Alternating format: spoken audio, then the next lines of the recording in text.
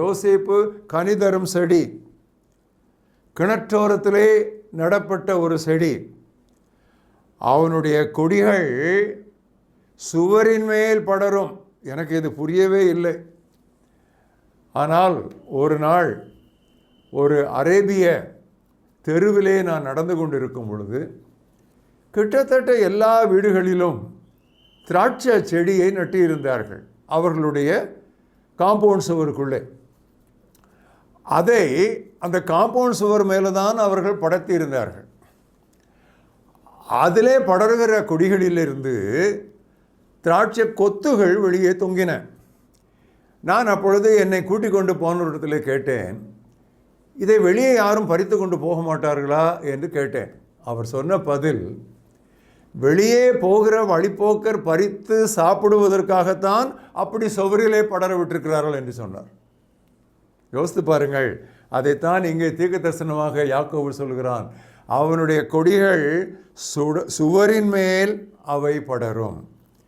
அப்படி மற்றவர்களுக்கு கனி தருகிற அளவிலே அந்த திராட்சை செடி இல்லை என்றால் அதை குறித்து ஓசியா தீர்க்கதரிசி புலம்புவதுதான் மெய்யாகும். ஓசியா 10ஆம் அத்தியாயம் 1ஆம் வசனம், இஸ்ரவேல் தனக்குத்தானே கனி கொடுக்கிற பயனற்ற திராட்சை செடி. Israel empties his wine, he brings forth fruit to himself.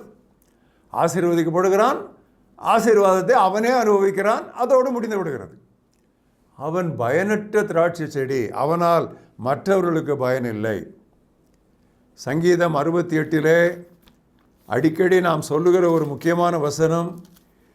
இந்த வசனத்தை நாம் இன்று அதிகமாக பகல் வேளையிலே நான் தியானித்து கொண்டிருந்தேன்.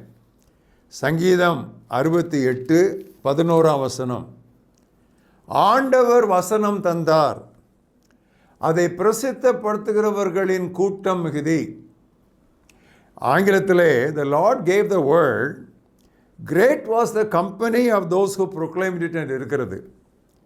இதை நான் NIV வேதாகமத்திலே படித்தேன், ESV வேதாகமத்திலே படித்தேன், நியூ அமெரிக்கன் ஸ்டாண்டர்ட் பைபிளிலே படித்தேன், ஜூயிஷ் பைபிள்லேயும் படித்தேன். அதில் எப்படி இருக்கிறது தெரியுமா? The Lord gave the word, great was the company of women who proclaimed it.